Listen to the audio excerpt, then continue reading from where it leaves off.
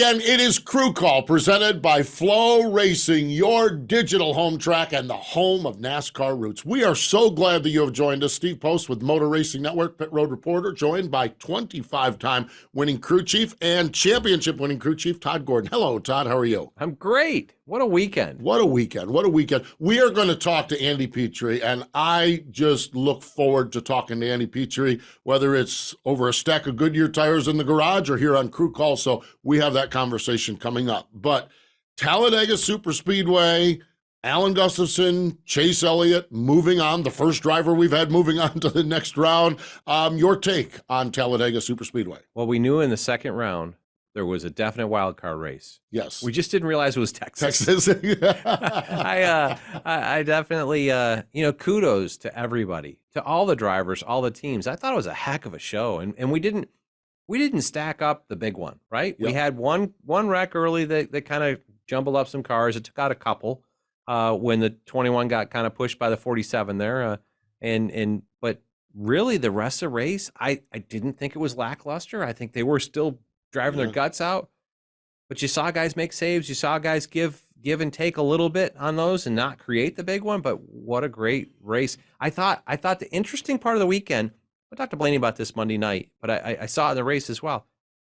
The second lane became their preferred lane. We've always seen Talladega be you're either stuck on the yellow line at the bottom or you're stuck on the wall at the top. Right. Blaney talked a little bit about these cars are drag gear, so he doesn't think the extra distance around the wall is kind of come out of play. It was curious to see that the second lane became the preferred lane. That was an interesting kind of makeup this weekend. I think one of the situations, I think that what I was really listening, I listened to a lot of radio. I listened to Ryan's radio quite a bit, as a matter of fact. And the message seemed to be, you can beat the snot out of my back bumpers down the straightaways. Please don't touch me in the corners. Yes. And at one time, and I think it was Ross, kind of got into Ryan in a turn, and Ryan's like, remind the one, we can't be doing this.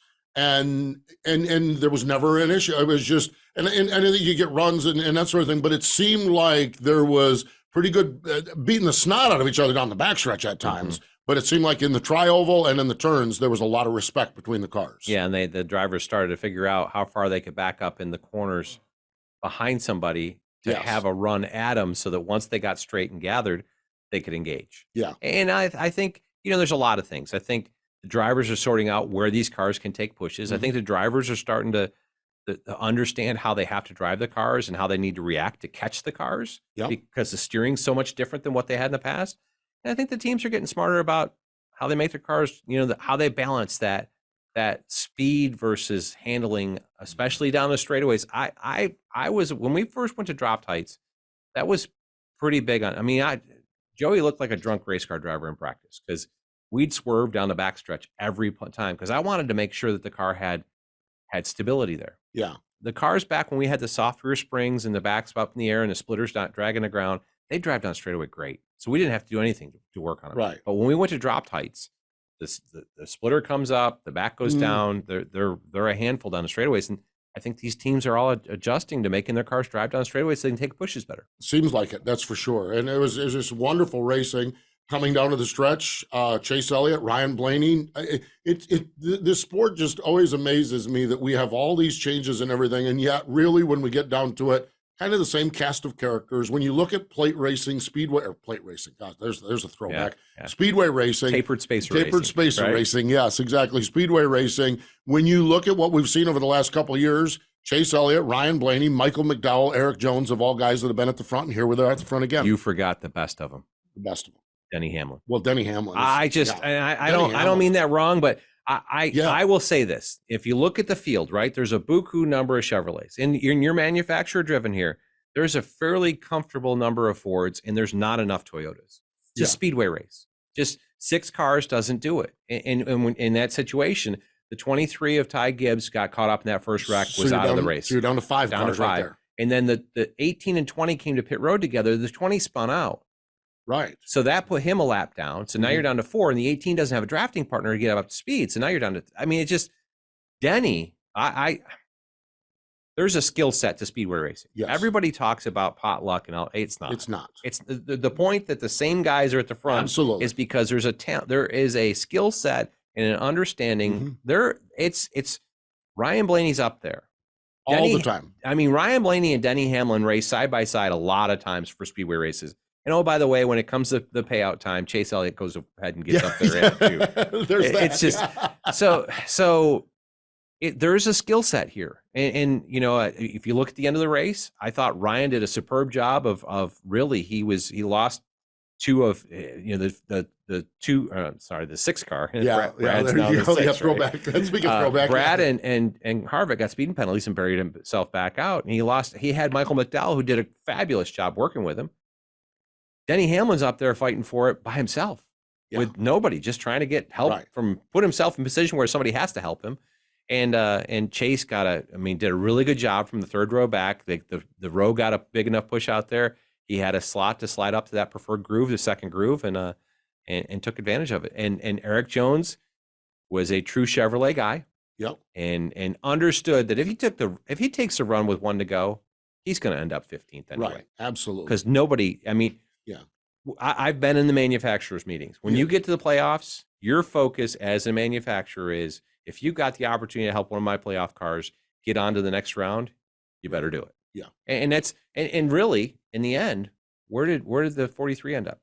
Top five? Top five, which is a great another. If he makes the move at one to go, he ends up 15th. He ends up 15th because everybody else is going to go ahead and help the 9 car. It's a better day for him. And it's a better day for the manufacturer as well. Yeah, it's a win-win. It's a win-win. It's a win-win. Because when you're sitting where he is, it's tough to win at that point. Now you come off from turn number 4 and it all scatters out. All bets are off at that point. Right. But the bottom line is before then, you get to that point. Yeah. Yep. Yeah. So what a great race. Just a great race, and there's so much mental engagement from the race car drivers. Yeah. In how you make this whole thing work out, and I mean, you looked at it.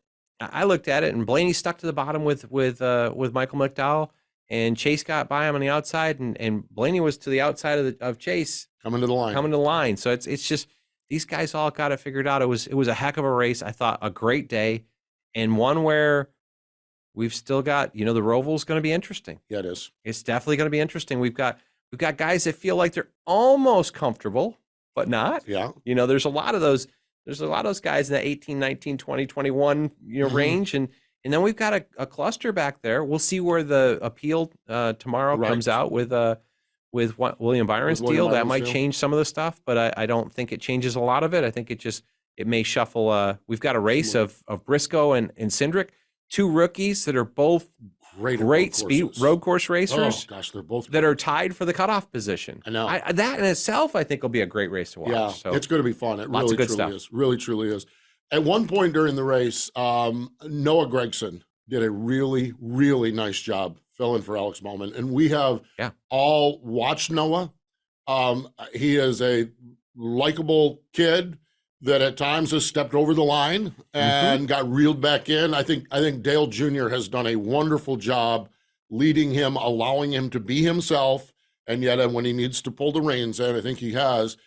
I think Noah Gragson in the fill-in role from Alex Bowman, he ran up front and you didn't notice him. He seems to be finding his footing as a guy that is just gaining respect across the board, and he did a really nice job. Yeah, definitely did, and I think Chevrolet's got to be happy with that and the move forward in next year into their camp. You talk about these things and like the 43 being selfless, right? Yep. Not really selfless, a good decision, but if you're not a playoff car, all of us believe we're winners, right? Right. Sure. So you've got to kind of play this because when you're in the other role, you want people to help you as well. Yeah.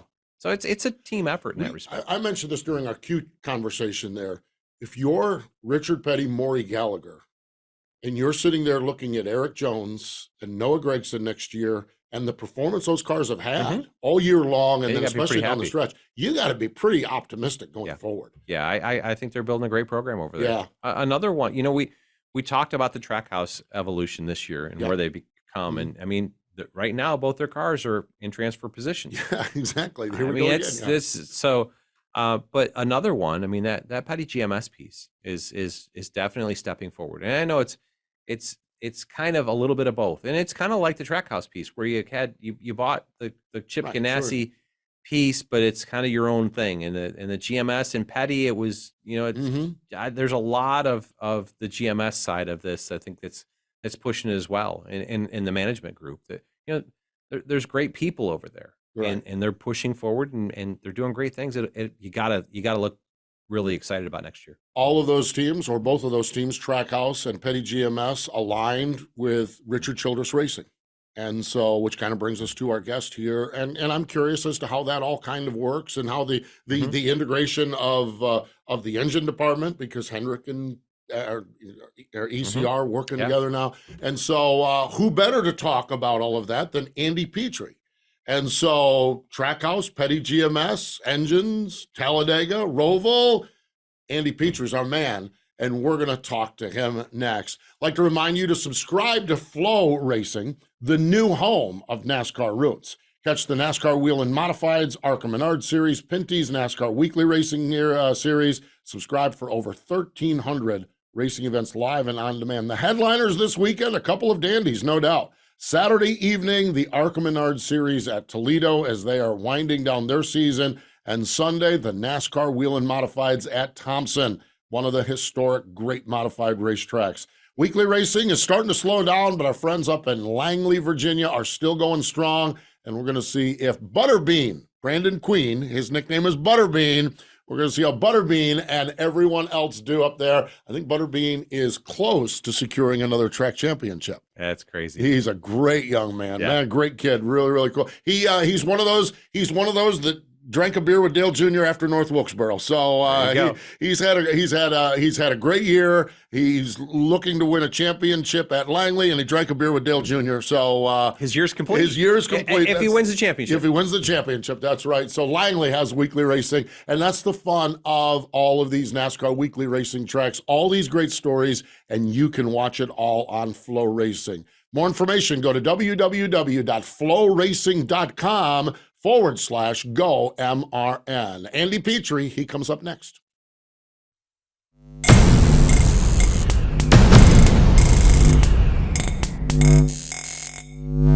Welcome back. It is Crew Call presented by Flow Racing, the home of NASCAR Roots, and over 1,300 events live and on demand. FlowRacing.com/go MRN. We talked about it before the break, and there he is, joining us via Zoom call from up at Richard Childress Racing, the Vice President of Competition. Andy Petree's in the house. Hello, Andy. How are you? Good, guys. How you doing? We are doing well. Andy, when we look at RCR 2022 on the Cup side, 4 wins. Tyler Reddick, Road America, Indy, and Texas. Austin Dillon, Daytona. I would dare say a very solid season that you guys have put together up there from Welcome. It has been really solid. The wins are great, and, we've had competitive cars all year long. Pit crews have been amazing, too. And there's a lot of good things going on. We have, some disappointments, I guess, not making it through the round of 12 was a disappointment. And really a disappointment when we went to Texas and with Tyler and won, because that would have put us in the round of 8. But mostly good. Everything's on an upbeat year. Yeah, definitely. I understood the disappointment, but really was great to see the group, that 8 group come back at Texas and put it all together. And really, there's so many things that have happened with that 8 car that they could have not. And just what great kind of, chemistry that you're coaching through that whole program to turn that one back around. Because Tyler, several races on the ovals. I think back to California start the year, just crazy good speed, and just not had a perfect day to come through. And they finally put it all together at Texas. Really good for that group building forward as well, I got to believe. Yeah, Todd, when you talk about California, it started out well for us. Had great speed there. We won the first 2 stages and looked like we had the car to beat. And then we beat ourselves. we actually got a flat left rear. We got a little too aggressive with that air pressure. And I guess back at that point of the season, we didn't really know how that was going to affect the durability of the tires as much. But we learned a hard lesson there. And so we've had those kind of races where we've had speed and then had our problems. But then Texas comes along, everybody's having problems, and we somehow come out on the good side of it. So I guess things work out. And we had taken our lumps earlier in the year to learn how to do that. Lessons learned, right? Lessons learned from previous situations. You look at the talked about the 4 wins you've had. First 2 wins for the 8 car were road course events. You have to be encouraged heading into Roval this weekend with those performances. Yeah, not too surprised that Tyler was going to get his first win on the road course. He's made amazing progress since he's been here at RCR and put unbelievable intensity and trying to go after that road course performance. He goes in off season and does things, works with his engineer Andrew Dickinson, who is they're super focused on getting better at that, and just to see the progress and where he came and where he was, and then we win, like I said, 2 times on the road course so far. The Roval, he was second last year, so yeah, we're pretty excited about going to Charlotte and see if we can't add to that win total for Kyle. And you look at that Roval coming up, what do you see for challenges in the Roval that we haven't seen out of the road courses we've run so far this year? Yeah, the biggest one, and you've been there too, so you kind of know this, is you're trying to go after the performance in the slow sections in the middle of the racetrack, but then you come up on that banking in what's called the 3 and 4 of the oval.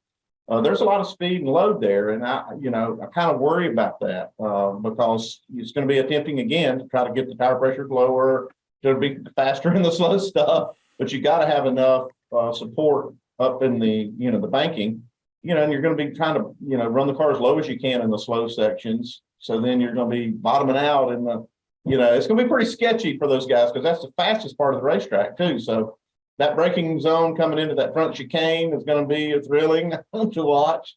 I think Tyler was one of the ones that was making things happen there last year. So it's going to be a great race for the fans, I think, and what a good cutoff race for the playoff.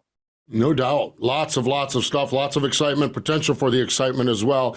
We are chatting with Andy Petree. Andy, when I look at the crew chief duo you have there, Randall Burnett, who has just done a masterful job, in my opinion, when change is announced and Tyler's no longer going to be his driver and then they fail to qualify, this thing can go 2 ways. And I think Randall has taken it in the direction of the win at Texas and going to the Roval with a full head of steam. And then Justin Alexander, who you're looking to replace, just talk about the dynamic between those two and then how you move forward as a company working on a replacement there as well.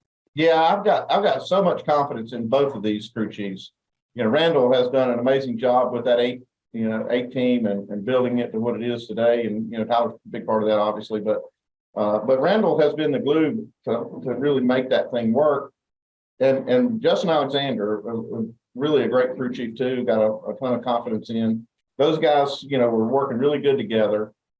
It's going to be difficult for us, and we're working on it right now to replace Justin on that 3 car. So we're being, very methodical about doing it, going through the process, and getting the right person that has the right chemistry with Austin, and also brings, something to the table for the company and somebody that can work really good with the 8 team next year.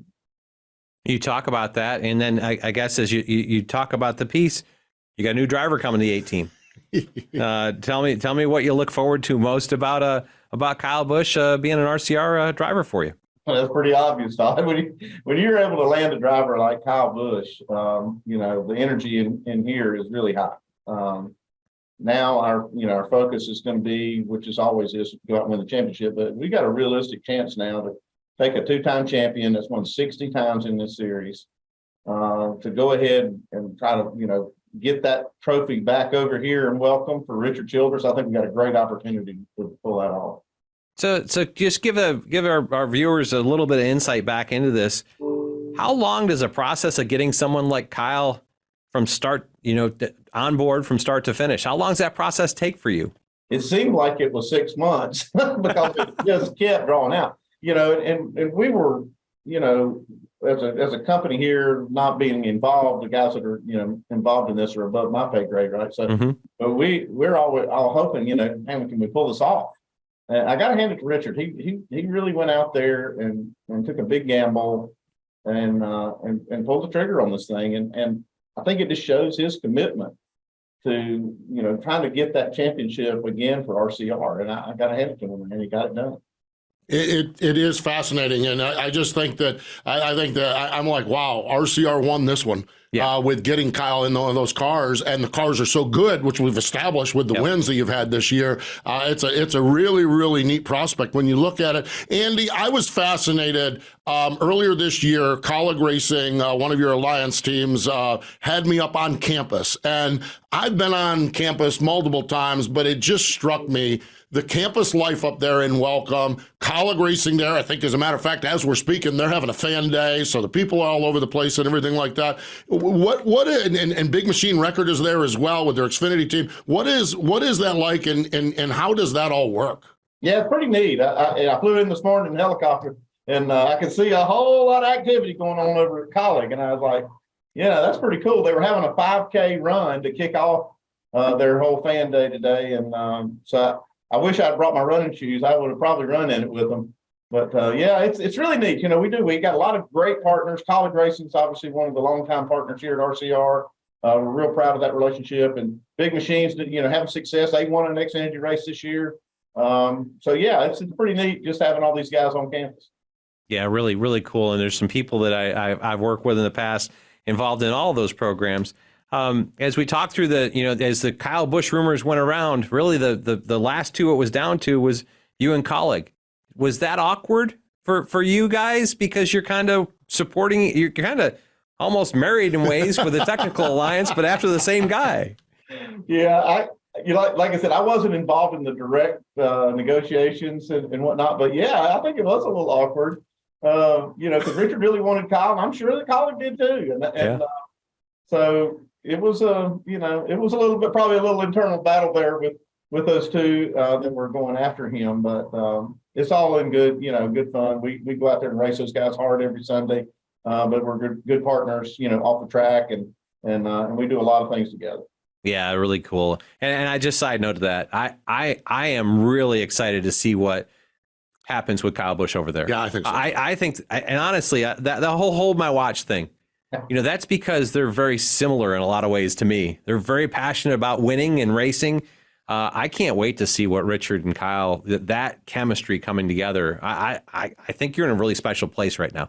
Yeah, I think it's a really good pairing if you look at it. I think Kyle Busch at RCR is just, it's really good chemistry. I think he fits our image, Richard Childress's image of being just a hard-nosed racer, and Richard's had some pretty spicy guys in his cars, in the past. You look at Earnhardt and then Kevin Harvick, and now we've got Kyle Busch. I think he's found a good place to be. For Kyle, I think he's in a good place. He's found a new home. I think so as well. I'm really excited about that as well. Andy, one of the things that you guys globally, Chevrolet, have been working on is a little bit more integration. I know ECR between you guys and the Hendrick bunch, and then and I think even more, Toyota kind of came in with the one model, and Ford kind of came in, and years ago, Roush and Fenway, or Roush and Yates got together on the engines. Where are we at with integration within the Bowtie group? Yeah, the Chevy group is the biggest group in the garage, right? There's a lot of cars involved. And there were a lot of parallel programs, development paths that these teams are on. I think, Chevrolet spends a lot of money in the sport. They to be as efficient with that as possible. I think it was smart to try to bring a lot of those teams working together, closer together, so you don't duplicate some of this stuff. And it's really worked well for us. Being a Chevy team, a key partner with Chevy, it's been a really good thing. I'm a big proponent of this and kind of push for it really since I've been back to try to get our teams working closer together. And today they do work closer together, and I think the proof's in the results. The Chevys have been super strong, and I think have got probably the best shot at winning the championship this year. I felt like the first integration of this was the two motor departments coming together. I felt like, and that I personally felt like that happened, and that leaped the Chase Elliott to his first championship. I felt like you guys had a lot of input, or they reaped the rewards of that integration, because it seemed like their power plants made a step forward for the playoffs there in 2020. I guess it was. You remember these things, Todd, because you were in the garage, how they bring cars back and they take the engines, run them on dynos, and they do that a handful of times a year. And I think it was, a couple of years ago when that happened, and all of a sudden you look at, and I'm really proud to say this, ECR is probably one of the best engine groups in that garage. And It was obviously that they had more power than the other Chevys and the other makes, and so it put a lot of people to work. And I think that was kind of the spark that put the Chevy guys together on development, the development side of the engines. And I do think it helped for sure. I mean, it's tangible. It helped Hendrick a lot to have that brought together and instantly made them better. Yeah, it's been fascinating. It really has to see that come together and see everyone working together. I've said all along, if years ago, if Jack Roush and Robert Yates can sit down and get along and figure it out, anybody can get along and figure it out. And it looks like it's going really, really well. That is for sure. Andy also involved up there, and we don't talk a lot here on Crew Caller as much about the Xfinity Series, but you have an Xfinity Series program. Can you kind of describe not only development? We always think of development of drivers from the Xfinity Series, but can you talk the role that your Xfinity program and even Big Machines Xfinity program being on campus kind of plays into the big picture? Yeah, it is. We got, that's kind of a, like you said, a place that we can develop talent from crew chiefs, engineers, obviously drivers. We brought Tyler right through that up to the Cup Series. And Randall was in the Cup Series, came back, was in Xfinity, and then they won the championship together. So we brought them back up. And now we've got Andy Street and we've got Jeff Stankiewicz, crew chief on the 2-car, Andy Street on the 21. And, they're developing their skills and doing really well. I mean, you see a couple of wins now for the 21 and still in the hunt for the championship. We're a little disappointed that we didn't get the 2-car into the playoffs. We came so close, if you remember the Darlington race. Yeah. Came a half a lap of getting him in the playoffs there. But him and Kyle Larson arguing over a little bit of space kind of cost us, I think, a chance to do that. But yeah, it's a great place to build talent. Mechanics, from road guys to shop guys. That is a good program for us. Even pit crew guys, I got to believe that the athletic programs and all that, supporting everybody helps you in that respect, I got to believe too. Yeah, our pit department, I'm real proud of, too. You bring that up. Ray Wright is our pit coach. And, we do, our cup crews, which is a little different. I think some of the teams don't do this, but we still have our cup crews that do the Xfinity cars on Saturday, 5 lugs, and then they switch over to the single lug. And those guys are really good. I have to really give them props because they're able to pull both of those programs off. It seems like we gain spots with the Xfinity cars every week. And I think the 3 team is probably in the top 3 on average on pit road and cup this year. So I'm real proud of that group. Andy, your history in the sport, your background in the sport, we're talking about pit crews and campuses and satellite teams. When you think back to Leo Jackson Racing and Harry Gant and Phil Parsons and guys like that, did you ever imagine where we're at now with the scope and the size of everything? Well, yeah, I think so. I mean, that's one thing I love about the sport. I mean, I've been in it, like I said, a long time.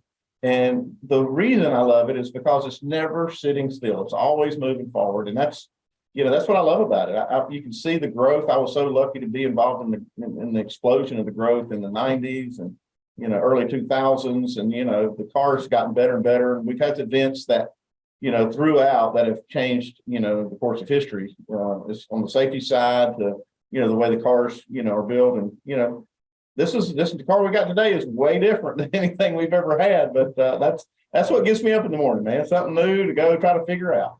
How do you adapt to this? Especially, I mean, you talk about the change that you've seen in the evolution of the sport, but this year's probably been the biggest change we've seen in racing as far as a race car goes, because you've gone from building everything to basically speccing a lot of things. And I got to think, like, there's been 2 or 3 races here lately, and I guess I'll ask about this.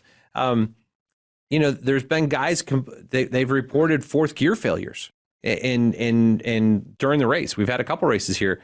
How do you handle that internally? Because as I understand, I don't think you're allowed to break that gear case, that transaxle apart and look at parts at all, right? So it just goes back to X-Track. How do you handle that from your side?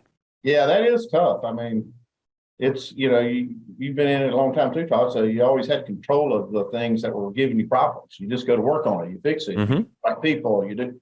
And it's super frustrating to have problems with the steering rack. We had a lot of those issues to start the season. We still have some problems there we're sorting through. It's different. We have to now all do it together. We've got meetings and times that we've gone, like last week, about the steering rack issues to try to continue to improve that. The transaxle has been fairly durable. I mean, it hasn't been terrible, but we have heard those a couple of fourth gear failures. I don't know what's going on there. I don't know if that's a driver thing. Are they making them, are they being too hard on it? We messed up a transaxle in one of the races this year, and I think we need to take a look at the one from this past week. When it's gets slammed in reverse. Tyler slid over the line, put it in reverse. I can't remember which track it was, and it was like $22,000 to fix that gearbox. Oh, just from that alone. So those are the kinds of things that it's probably not as tough as it needs to be in reverse, but those are what I would call self-induced problems. So I don't know. I think the car's been pretty good on most of the components. The steering is an outlier. Brakes have been a little bit of an issue too, with the vibrations and pedal travels, and so we've had to work through some things as a group. But it is frustrating, Todd, like you said, not to be able to work on your own car. Yeah, I just look back, like, and I hear about that. I know that our transmissions, even if gear sets had mileage that could go 2 or 3 races, they'd come apart and at least get crack checked and side load, and there'd be somebody going through it. But as a sealed unit, it's got to go back to X-Track, I believe, and some of these parts do. I think the rack and pinions, you still have the ability to service, right? Yeah. But there's different pieces in different ways. It's a different environment. As you talk about the evolution of the sport, it's just a different way of thinking about things, and challenges are different than what you saw last year. Yeah, we raced different today. It's way different, and it is an adjustment.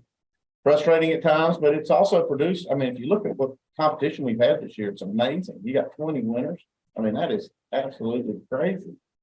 So, that part's good, and it's frustrating on the other side. But on the transaxle, you can send it back as much as you want and have it serviced, but it's super expensive. And so that's what we're trying to find a balance on is how do we do it? How many miles can we go on it? How often do we need to have those intervals? Been a lot of talk here about there's some testing going on as far as crash testing and everything like that. And we're MRN, we've never been one that gets in the middle of the muck and the mire. But Andy, as you look at this thing going forward, and you guys, RCR was involved with the first car, the first of this next gen car, and you guys have been so involved. Where do you see some possible adjustments? Where do you see some things as we look toward 2023 with this race car to tighten up some of these things that are rearing their heads here? Oh yeah, I mean, it's definitely on the agenda, all these things, and they've been been in the pot, working on it for a while. I have seen some of the crash simulations on proposed changes to the rear of the car for some of these rear impacts. The problem is you can't have a knee-jerk reaction, because it'd be real easy to make it worse, right? So you got to make sure if you make changes that you're making it better. I have seen those. I think they are testing them in real time now on sled rigs and to verify these things. But it looks way better. It looks like we're going to be able to make a pretty significant, improvement in those rear impacts. It's just going to take a little bit to get it online and get it on all the cars. Probably going to be an all-season project going into next year. Definitely cool that this car's modular enough that you can. It's not the whole chassis, right? It's a bolt-on section. There's like 5 bolt-on sections with 2 bumpers, 2 clips, and a center section. Kudos, and I'll say this. I would say overall, and kudos to you guys, because you helped implement the whole thing. I mean, this car has been a success. Oh my gosh. I would give the car an A. I just want to make it an A+, right?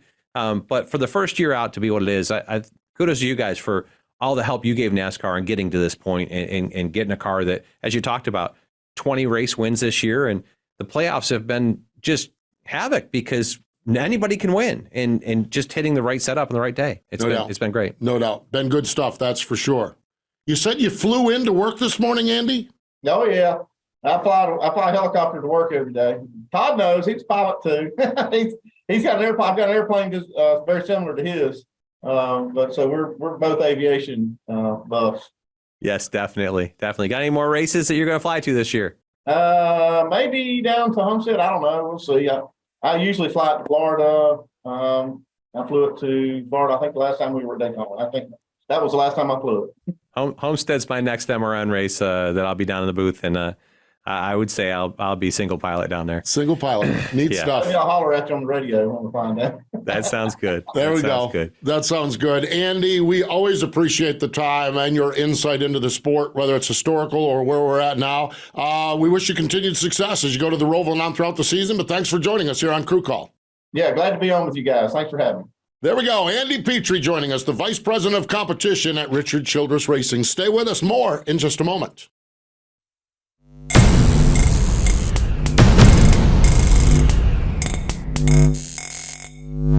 Welcome back. It is Crew Call presented by Flow Racing, the home of NASCAR roots.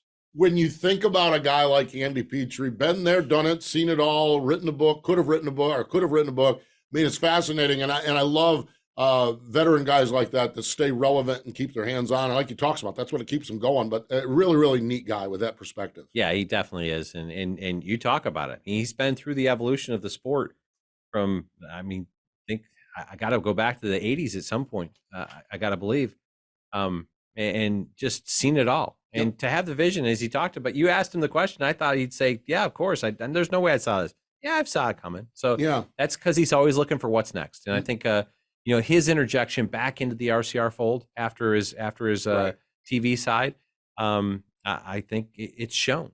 It's shown they've recovered to the point where they're a contender week in, week out, and they're going to be special next year with Kyle. they over there. are going to be special. I think really so. think I so, just too. really look forward to that. I do too. I think there's Kyle fits the kind of culture over there, and, No and it's doubt. going to be fun to watch. I think so too. 1987, a 28-year-old young man by the name of Andy Petree became crew chief for Leo Jackson Racing. Started with Phil Parsons and with Harry Gant driving that car. 1987. Yeah. Went to RCR in 2018 and has really been, and I think that's the timeline. You look at it, we're 4 years into this, and it's really, really had an impact. It takes, plus COVID in the middle of it too. Yeah. Well, I'll put the analogy to college football. I love that, right? You've got to give a coach an opportunity to go put his influence on the race team. Yeah.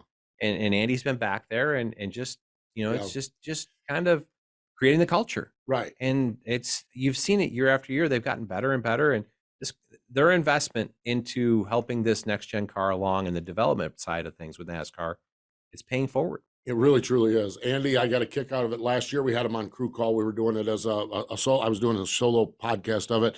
And Andy was talking about the history of the sport. And when they announced we were going to Darlington with no practice, he firmly 100% believed that there is no way on the planet this is not going to work, because old school Andy, we want to practice on Friday morning. We want to qualify Friday afternoon. We want to practice Saturday morning. He wanted happy hour after the Xfinity race and everything. And he says, when we go to Darlington, we have a perfectly good race.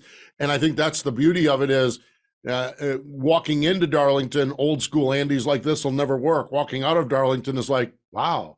And this is cheaper for this and cheaper for that and cheaper for that. I think his adaptability, it speaks volumes for even some of those things that he thought were impossible. Now it's like reality. Right. It's you just, and that's what you've got in the racing environment, right? You have Yes. problem solvers. Yes. No This if any trait, people that are in NASCAR, they're problem solvers. They Right. figure it out. And because if you don't, you look pretty bad. Yeah. So Yeah, and he's looking pretty good. He's looking really good because he's a problem solver. And that's what's happened through this whole thing. We're now this year, we got a brand new car and we get 20 minutes of practice. And oh, by the way, you don't go back to the garage and change springs and No. stuff. You get a chance to, you're stuck with the springs you got. You You can tune on the shocks a little bit with the adjustments they've got. You can work on your heights a little bit. But Yeah. these guys, simulation and some of the manufacturer support has become bigger and bigger in those respects. Going to the simulator, having the driver in the loop and working through that simulation. All those tools are the things that these teams have pushed forward to get to the point where they are. And I think we've got a great environment we're in, as he talked about. 20 winners this year. You've seen guys come and go. You don't see the same guys dominating every week. The lack of practice is making the racing better. Yeah, really is. Really, truly is. And fun stuff. So love that we had the chance to talk to Andy Petree, the Roval. Oh my God. I think this is the inverted session. We talked about Talladega being the wild card for this round of Right. 12. I think Talladega was calm. We had chaos at Texas. I look for chaos this weekend. Yeah. I just think the road course racing and the Roval in particular, you can be coming into the final chicane in great shape Yeah. at the end of a stage. Martin Truex Jr. Exactly. Jimmy Johnson. Exactly. Ryan Blaney won the race. Ryan Blaney won the race. Exactly. You can come into that chicane in really, really good shape and leave that chicane out of the next round. Yeah. Yes. And I think that's the fascinating part about road Jimmy course. did. Yes. Absolutely. Jimmy did. Yeah. I actually was surprised because I think more situational awareness he doesn't. But right. That's here to there. Absolutely. But I think, Andy brought it up in there, and that's one of my concerns. I think tire durability is going to be a challenge here. There's a couple of issues there that, not issues, there's a couple of situations that are challenging. I know in my years of crew chiefing here, you were as soft as you could be, and you'd sit down on, like, we'd rubber up. We'd put rubbers in the right rear spring, so I'd sit down on the rubbers and stop. Right down on the stop, yeah. Because you want to be as low as you can through what I'll call traditional oval 1 and 2 and 3 and 4. Right. Just to make speed. Because you want to be low when you're down there. Well, the only way they have to stop these cars now is to sit down on the shock stops. Right. So they're going to be sitting on the shock stops to go through the ovals. And oh, by the way, this is one of the roughest racetracks we go to through the oval turns. It's worse than Vegas. So now we're sitting on shock stops, pounding the tires at low air pressure because that's how you make grip in the infield. That's how you make grip in the infield. A lot of concern. I think there's room for concern. Not a lot. I would not be. I guess I shouldn't say. I think we'll see tire failures. Really, I think we will see some. It's the nature of the beast. It's that risk reward play. Right. It's you're going to want to be low on air pressure. You're going to want to be aggressive to make speed. Oh, by the way, I hope the tires last. The fortunate part is that the fuel runs less laps here because it's such a long course. You only go through those corners, less time. So maybe that becomes an issue. But watch for it. I think this car could be a 2 to 3. It could be a 2-stop strategy. Could be a 3-stop strategy. Oh, by the way, Kyle Larson won on 5 stops last year. So Tyler Reddick finished second on 6. Yeah. So it's going to be fun to watch. I cannot wait. That is for sure. Our friends at PRN are going to have the coverage out there this weekend, and we'll follow along with them. I'm looking forward to it. I'm going to be the PA guy out there. I'm going to be awesome. So I'm going to be sitting high in the sky watching it and watching it all unfold, and cannot wait to get out there.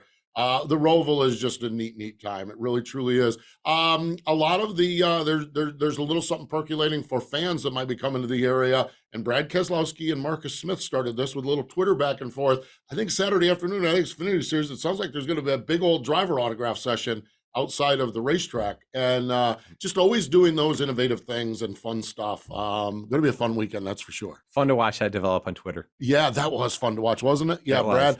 Some fan asked why they didn't have souvenir trailers there. Brad said, well, because the racetracks charge us so much, and Marcus comes back and says, if you do autograph signing, we wouldn't charge you so much. So then Brad says, I'll be there after the Xfinity race on Saturday. And Chase Briscoe says, can I get in on this? Corey LaJoy says, can I get in on this?